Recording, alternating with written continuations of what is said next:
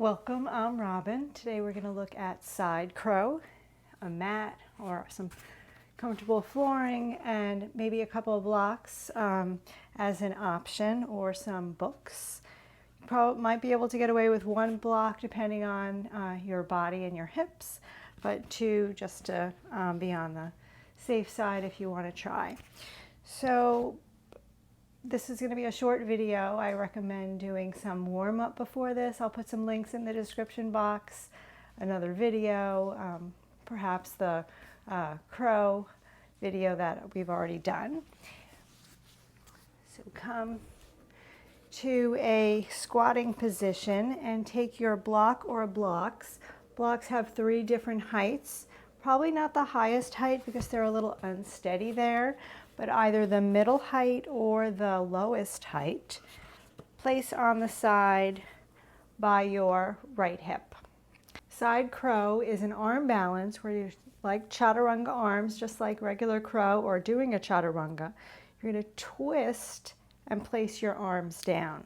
So we're going to place, this is the modification or the beginning of it, we're going to place our right hip on a block or blocks, twisting and having our feet together, our big toes together, maybe our heels together as well. Place your hands down and then start to bend your elbows like you're going into chaturanga. You don't have to go all the way down like you're diving down towards your mat. So you're going to feel the twist, you're going to lengthen your spine, and then maybe you're going to float your feet up. Okay.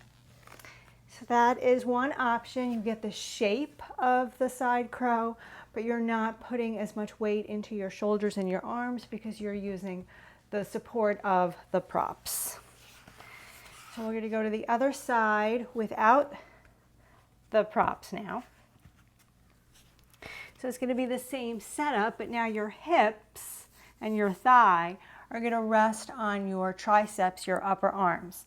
You can have both of your leg and your hip on both of your elbows or just one. So first you're going to twist and you're going to place your hands down, spreading your fingers. You're going to lean in. You're going to hook your thigh bones outside of your left knee onto your right upper arm. And you're going to lean forward. This back arm can be outside of your hip or in is a little bit easier. You're going to lean forward. You're going to stay here with your feet on the ground, or you're going to squeeze your inner thighs together, feet together, and float your feet up, trying to keep your shoulders in line with your elbows. All right, so that's it from that view. I'm also going to show this way. So to it from a squatting position, chair pose, and then you're going to take that twist,